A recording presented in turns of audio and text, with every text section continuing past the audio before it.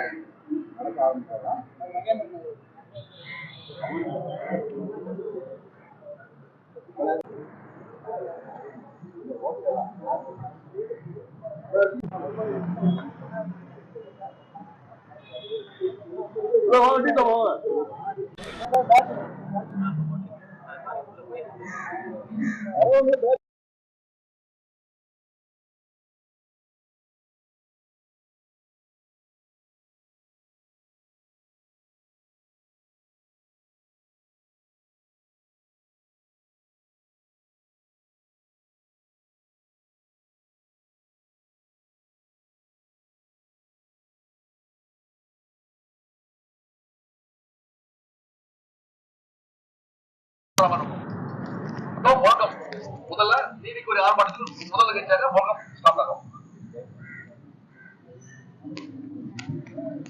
நீதி வேண்டும், நீதி வேண்டும், சாத்தான்குளம் படுகொலைக்கு நீதி வேண்டும், நீதி வேண்டும், நீதி வேண்டும், சாத்தான்குளம் படுகொலைக்கு நீதி வேண்டும், ஜெயராஜ் படுகொலைக்கு நீதி வேண்டும், நீதி வேண்டும், நீதி வேண்டும், சாத்தான்குளம் படுகொலைக்கு நீதி வேண்டும், மக்கள் வரிப்பணத்தில் சம்பளமா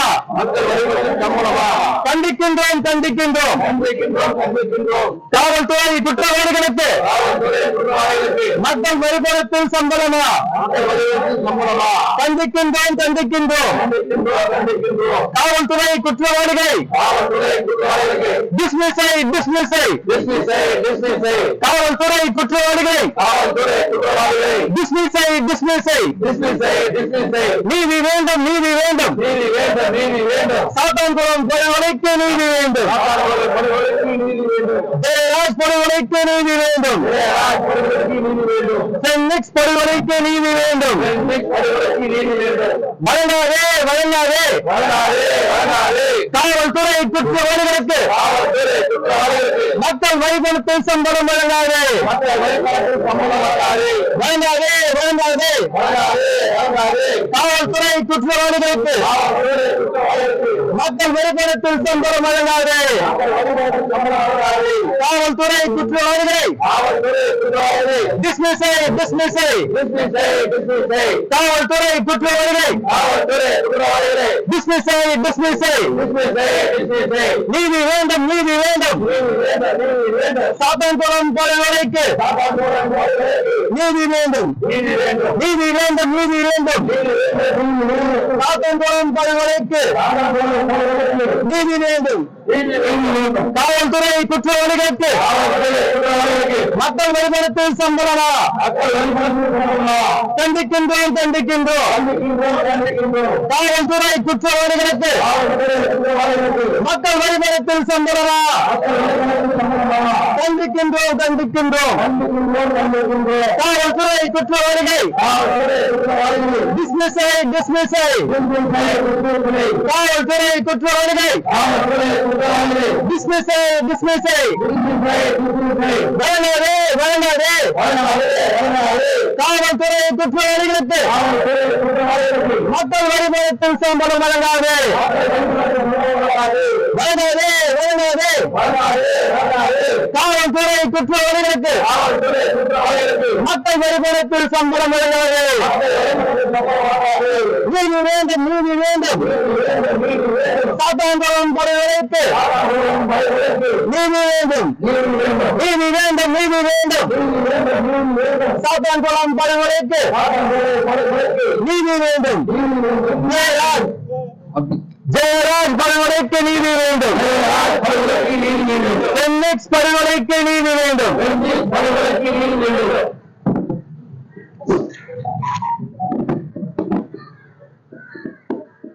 சாத்தான்குளத்தில் காவல்துறை பணியாளர்கள் அப்பாவிகள் பணி செய்து இன்று 5 ஆண்டுகள் நிறைவேறுகின்றது.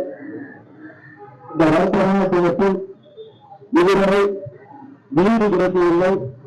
நீதி மட்டும் கிடைக்கவில்லாமல் தமிழகத்தில் நீதி தேவனை தேவான நிலையத்தை சந்தித்தும் தொழிலாளர்களுக்கு அரசு மரியாதை வழங்குவதை சந்தித்தும் கொலை செய்த தொழிலாளர்களுக்கு அரசாங்கத்தின் செலவில் ஒவ்வொரு மாதமும் சம்பளமும் காவல்துறை மரியாதையை வழங்கக்கூடிய ஒரு கேவலமான கேடுகட்ட சட்டத்தின் ஆட்சி இறந்து போன நிலைமையை தமிழக அரசுக்கு மனசாட்சி உள்ள மானமுள்ள ஈரமுள்ள மனிதநேயமுள்ள மக்களுக்கு தமிழகத்தில் நீதி எப்படி இருக்கின்றது, சட்டம் எப்படி இருக்கின்றது என்பதை காட்டக்கூடிய வகையிலே இந்த 5ஆம் ஆண்டு நினைவு நாளில் பத்திரிகை இயக்கம் சார்பில் தமிழக அரசுக்கு, நீதித்துறைக்கு, காவல்துறைக்கு, சட்டத்தின் மீது நம்பிக்கை உள்ளவர்களுக்கு கோரிக்கை வைக்கக்கூடிய வகையிலே ஒரு கோரிக்கை ஆர்ப்பாட்டத்தை,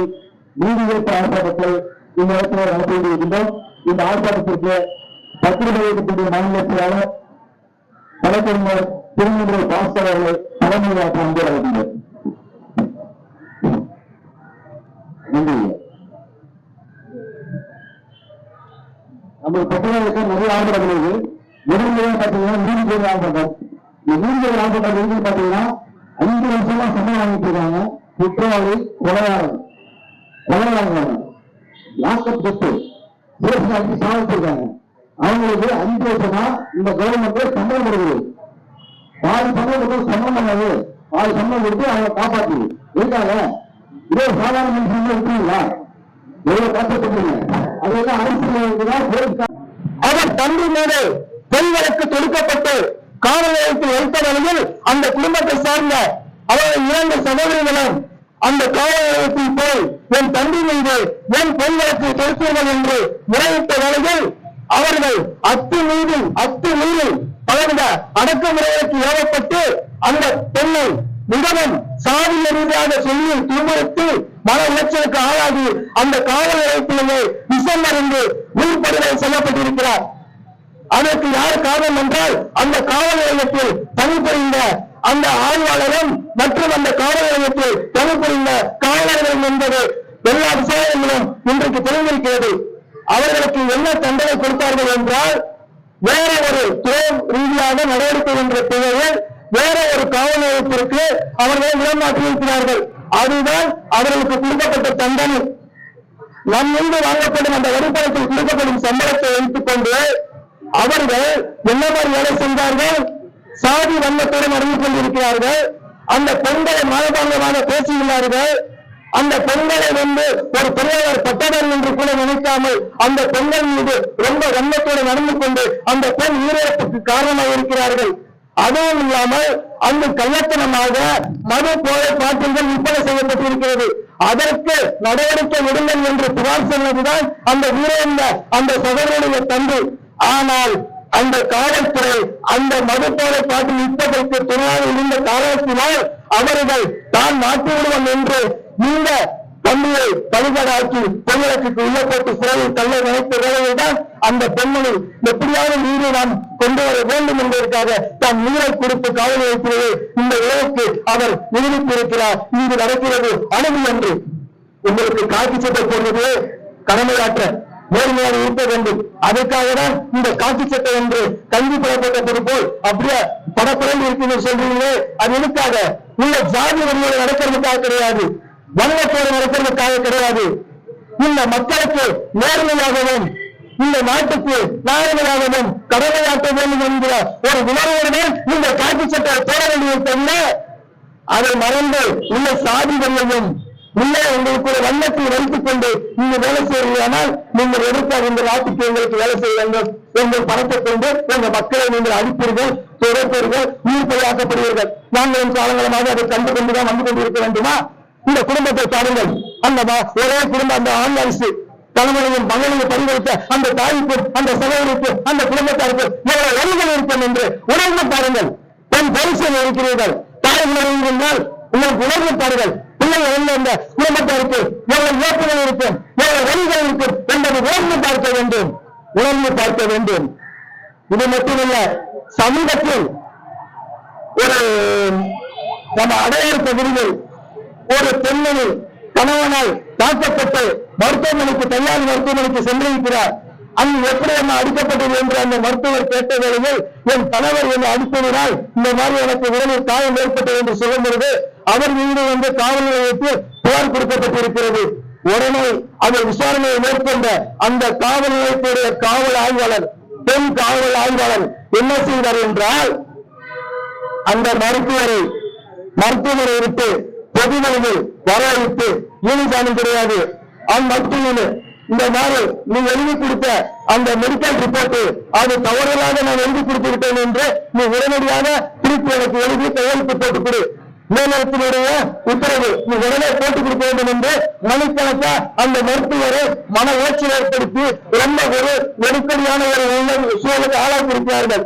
வேற வழியின்றி அந்த மருத்துவர் நான் கையெழுத்து போட்டேன் என்று மறுபடியும் அவர் இவருடைய மேற்கொண்ட விசாரணை நடந்து கொண்டிருக்கிறது.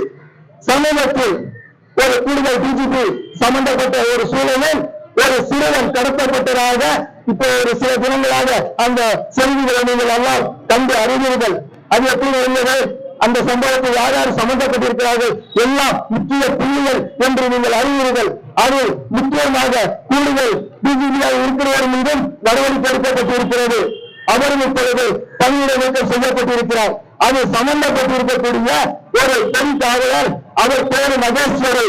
அவர் ஒரு போலீஸ் சான்றிதழ் மூலமாக காவல் நிலையத்தின் பணியில் சேர்ந்து அவர் மீது நடவடிக்கப்பட்ட அந்த பெண்ணுக்கு இந்த காவல்துறையில் பணி செய்யக்கூடிய உயர் பொறுப்பிலும் கொடுத்த ஏற்பாடு அவங்க ஒரு அக்யூஸ்ட், அவங்க ஒரு போர்ச்சரி மூலமாக ஒரு சான்றிதழை குறித்து காவல்துறையில் பணியில் சேர்ந்திருக்கப்பட்டிருக்கிறது என்று நடவடிக்கப்பட்ட அந்த பெண்ணுக்கு ஒரு உயர் பொறுப்பில் இருக்கக்கூடிய அந்த காவல்துறை அதிகாரிக்கு என்ன அவங்களுக்கு தொடர்பு?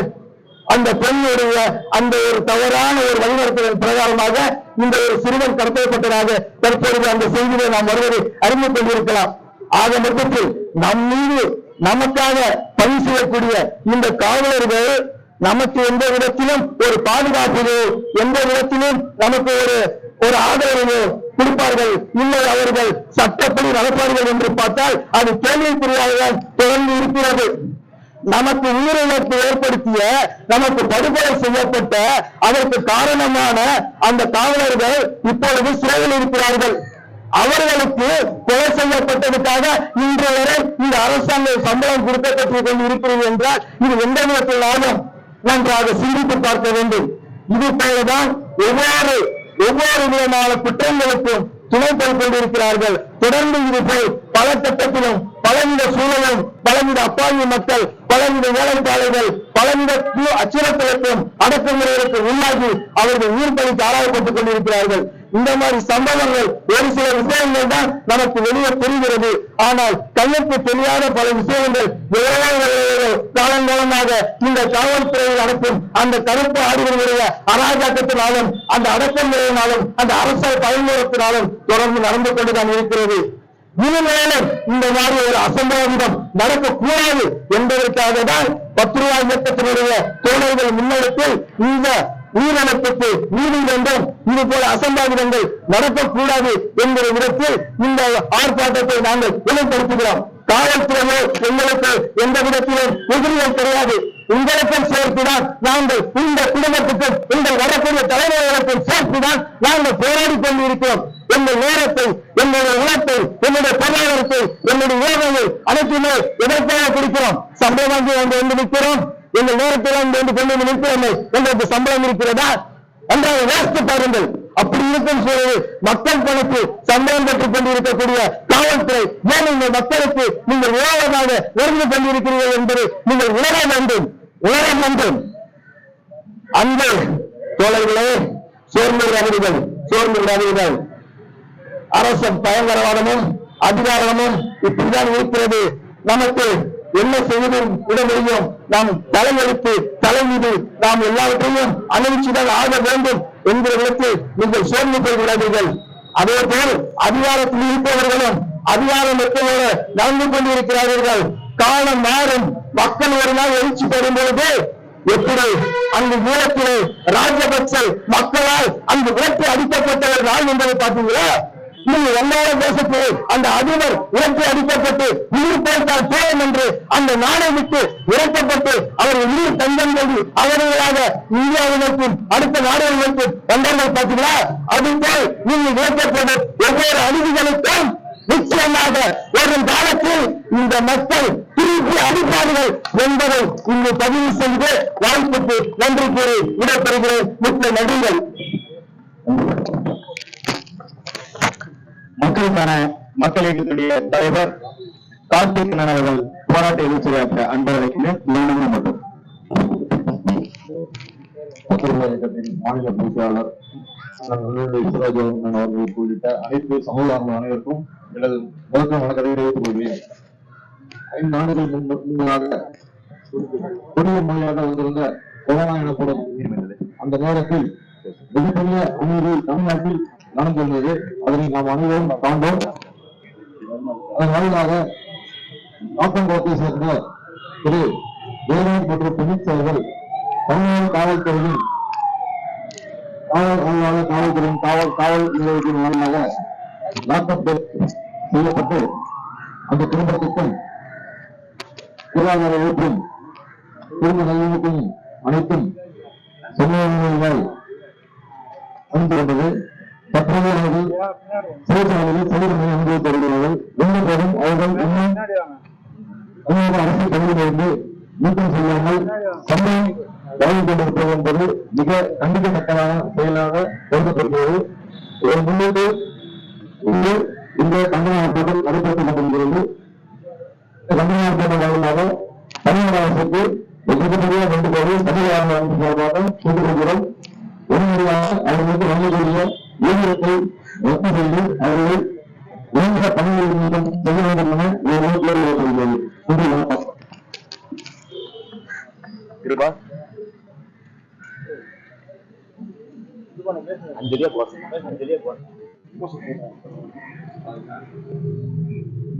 தமிழக அரசு வழங்காது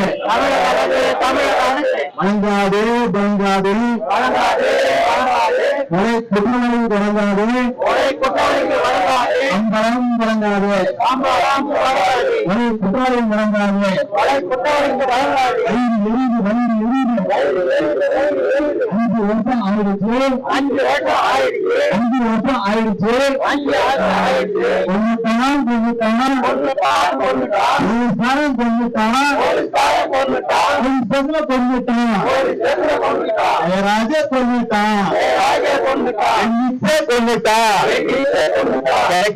கிடைக்கல நியாயம் கிடைக்கல. செத்து போச்சு நியாயம் செத்து போச்சு. தமிழக அரசு நியாயம் தானா கொண்டானே போலீஸ்கார கொண்டானே. என்ன ஆச்சு நண்பர என்னாச்சு? ஓடிடுச்சு 4 வருஷம் ஓடிடுச்சு. ஐயோ கிடைக்கல, நீதி கிடைக்கல. செத்து போச்சு நீதி நேர்மை செத்து போச்சு. சட்டம் ஒழுங்கு செத்து போச்சு. தமிழ்நாட்டுல செத்து போச்சு. ஐயோ கொடுக்கறான் கொலையாளுக்கு கொடுக்கறான், சம்பளத்தை கொடுக்கறான், கொலை பண்ணு கொடுக்கறான், சம்பளத்தை கொடுக்கறான், 5 வருஷமா கொடுக்கறான். வெட்கக்கேடு தமிழக அரசுக்கு வெட்கக்கேடு. மானக்கேடு காவல்துறைக்கு மானக்கேடு. வேண்டாம் எங்கள் பணத்தில் சம்பளம் கொலைகாரனுக்கு கொடுக்க வேண்டாம். தமிழக அரசு காவல்துறை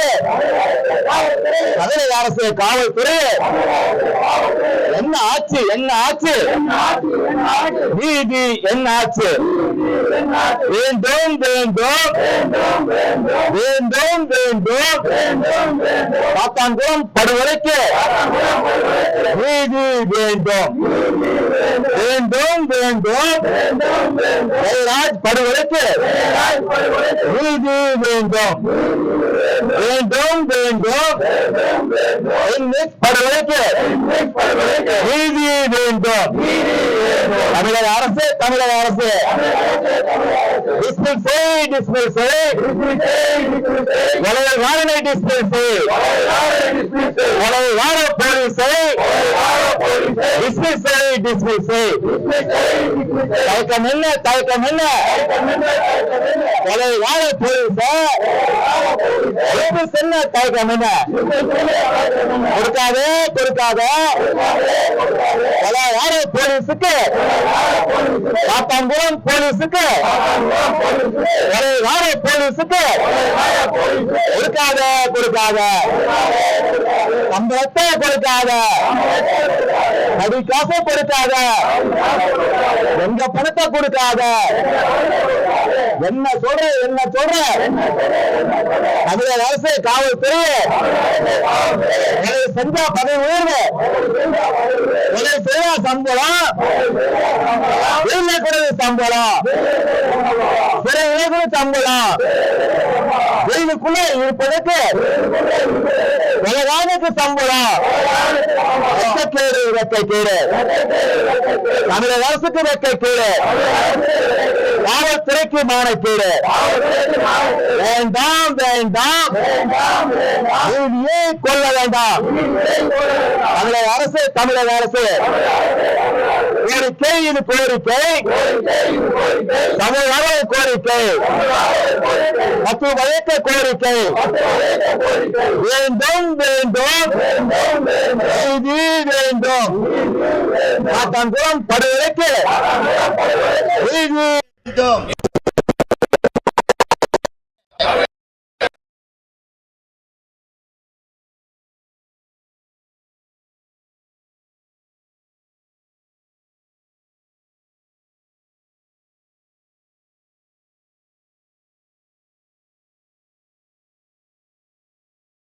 கூட பாதுகாப்பு வழங்கிக் கொண்டிருக்கும் நல்ல உள்ளங்களுக்கு நமது இயக்கத்தின் சார்பில் நன்றியை தெரிவித்துக் கொள்கிறேன்.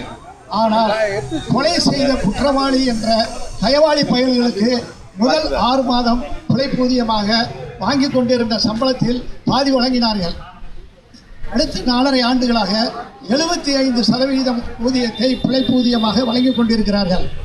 அவர்கள் உல்லாசபுரியாக சிறைச்சாலையில் உலாவிக் கொண்டிருக்கிறார்கள். அவர்கள் வீட்டில் இல்லை என்பதை தவிர அவர்களுக்கு செல்போன் வழங்கப்பட்டுள்ளது. அவர்கள் வாட்ஸ்அப்பில்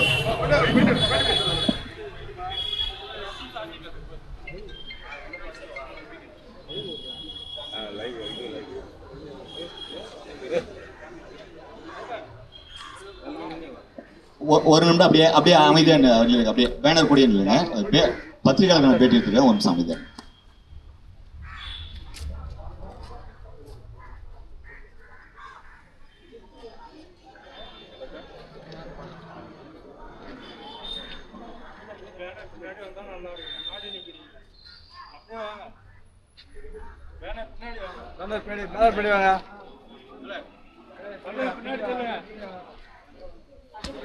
முன்னாடி நிக்காதீங்க.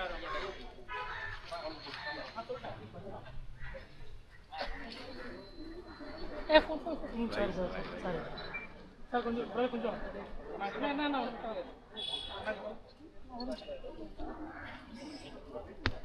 ஓகே போடுங்க ஓகே அப்படியே பாருங்க. போடு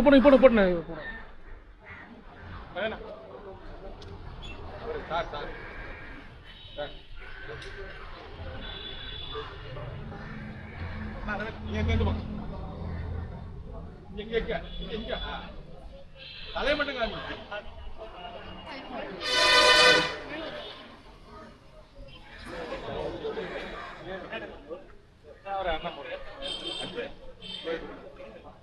சைட்ல இருந்து போடுங்க. சைட்ல மறைக்காதீங்க. தனித்தனியா தான் போடுறாங்க. நான் ஒருத்தர் போடுறோம்.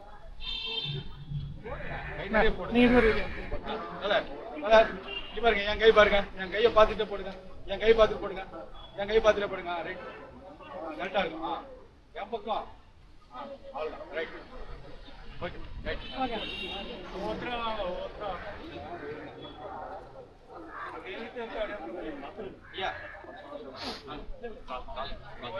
சார், சார் வாங்க.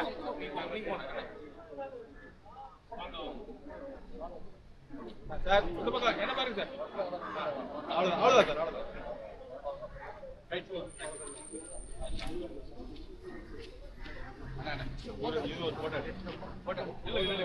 ரெண்டு பேரும் எடுங்க. இங்க பாருங்க, இங்க பாருங்க. கை தூக்கு, அங்க பாரு சார். அவ்வளவுதான்.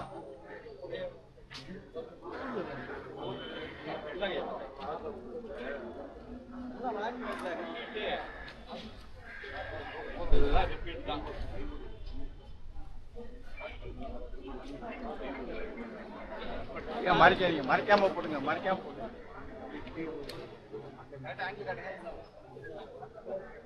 போட்டாங்க, எங்களை போட்டாங்க. என்ன என் கையை பாருங்க, என் கையை பாருங்க. ஐயா நீங்க போடுங்க, என் கையை பாருங்க, என் கையை பாருங்க, பாத்துக்கிட்டே போடுங்க.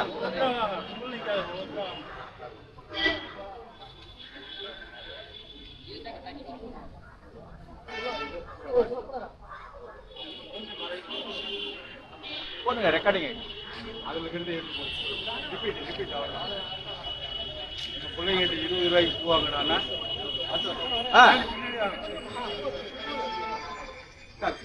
கேமரா இருக்கு, அங்க வச்சுட்டு வந்தேன். தவணை கொடு. நீ அவர் நின்னுடா.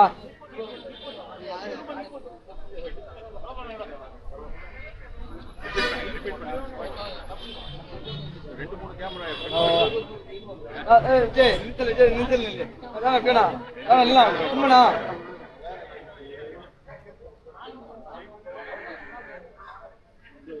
கும்மனா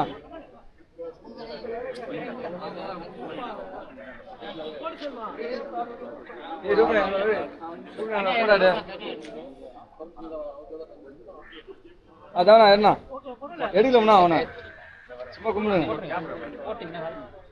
என்ன பாருங்க,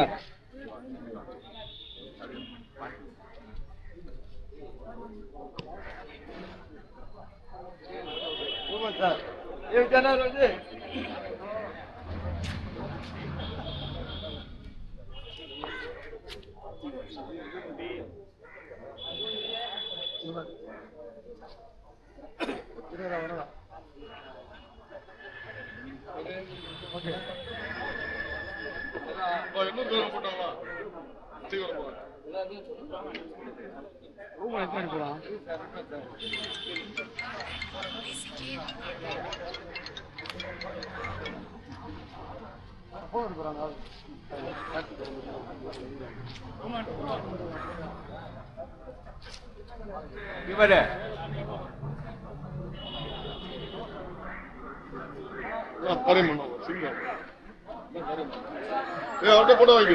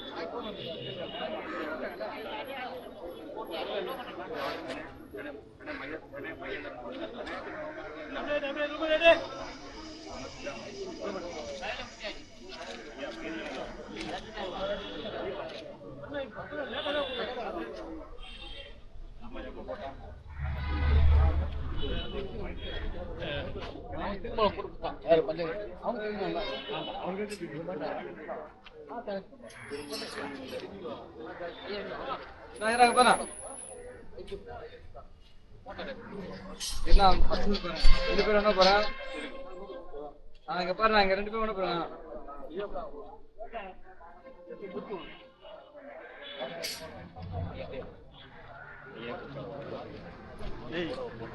வீடியோ போடுறேன் சொல்லுங்க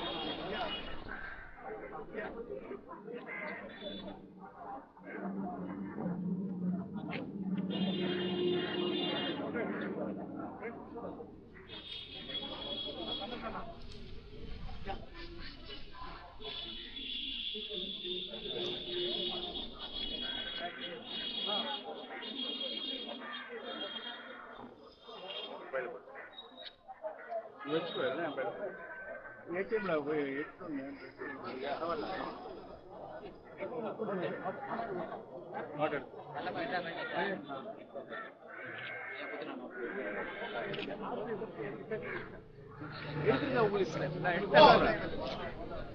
நாங்க எடுக்க முடியாதுங்க. யாரு கேட்டு வந்தீங்க? யாருக்கு பர்மிஷன் வாங்காம வந்துட்டு வந்து போட்டோ எடுக்கல கீட்டோ எடுக்கல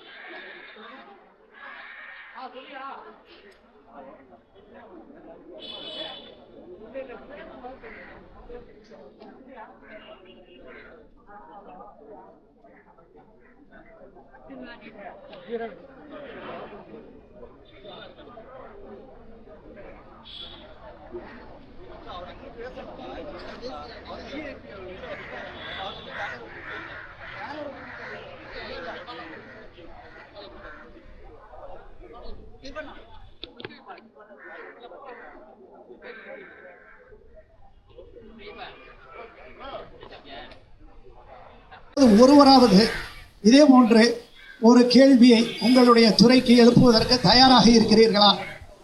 நான் வேதனையோடு கேட்டுக்கொள்கிறேன். தண்டனை வழங்கும் அதிகாரம் உங்களுக்கு யார் கொடுத்தது? அப்படி என்றால் இந்த இந்திய தேசத்தில் நீதித்துறை எதற்காக இருக்கிறது? நீதியை தாங்கள் கையில் எடுத்துக்கொண்டு நீங்கள் செயல்பட்டால் ஒரு பாமர மக்கள் அவன் ஒரு தடியை எடுத்துக்கொண்டு உங்களை அடித்தால் பார்த்து கொண்டு இருப்பீர்களா? 2 உயிர்களை பறி கொடுத்து தவித்துக் கொண்டிருக்கும் அந்த குடும்பத்திற்கு தமிழக அரசானது கருணை அடிப்படையில் உடனடியாக வேலை உத்தரவினை வழங்கி அந்த குடும்பத்தை காக்க வேண்டும். கள்ளச்சாராயத்தில் உயிரில் இருந்த குடும்பத்திற்கு கோடிக்கணக்கில் வாரி வழங்கிய இந்த தமிழக அரசு 2 உயிர்களை இழந்து தவித்துக் கொண்டிருக்கும் இந்த அப்பாவி இந்த பெனிக்ஸ் குடும்பத்தினருக்கு ஏன் உதவி செய்ய முன்வரவில்லை? காவல்துறையை ஏன் அவர்கள் முடுக்கிவிடவில்லை? தமிழக அரசே, உனக்கு உண்மையிலேயே திராணி இருந்தால் நீ நல்ல ஆட்சி நடப்பது என்பதை உறுதி செய்ய வேண்டும் என்றால் வெள்ளை அறிக்கையை வெளியிட வேண்டியது தானே? ஒவ்வொரு ஆர்வலர்களும் அங்கு என்ன நடந்து கொண்டிருக்கிறது என்று ஆர்டிஐயில் கேள்வி கேட்டால் எந்த பதிலும் கொடுப்பதில்லை. இதிலிருந்து உங்களுடைய அயோக்கியத்தனம் தெரிகிறதல்லவா? காவல்துறை நல்ல துறை என்றும் இந்தியாவிலேயே இன்னும் சொல்ல போனால் உலக நாடுகளிலேயே தமிழக காவல்துறை மிக சிறப்பாக செயல்படுகிறது என்ற ஒரு நல்ல பெயரை வாங்கி கொண்டிருந்த இந்த காலகட்டத்தில் இந்த கயவாளி 11 பேர் ஒருத்தன் செத்து போனவன் குடும்பத்துக்கு வேலை கொடுக்கக்கூடிய அரசாங்கம் 2 உயிர்களை, அதாவது நீ என்னடா கேட்ட கபோதி பயல, ஒரு செல்போன் போய் கேட்குற, கொடுக்க மாட்டேன்னு சொன்னதுக்காக 2 பேரை கொண்டிருக்கியடா.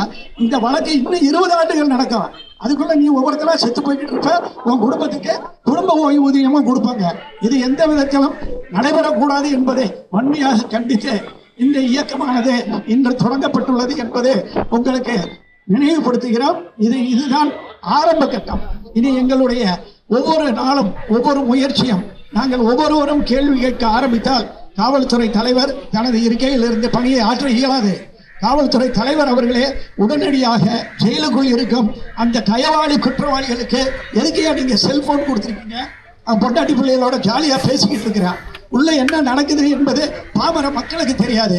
வெள்ளை அறிக்கையை தமிழக அரசு வெளியிட வேண்டும். அவர்களுக்கு வழங்கப்பட்ட பிழைப்பு ஊதியத்தை உடனடியாக நிறுத்தி அந்த தொகை வழங்கப்பட்ட அளவிற்கு அவர்களுடைய குடும்ப சொத்துக்களை பறிமுதல் செய்து இந்த பாதிக்கப்பட்ட குடும்பத்தினருக்கு வழங்க வேண்டும் என்ற கோரிக்கையை வலியுறுத்தி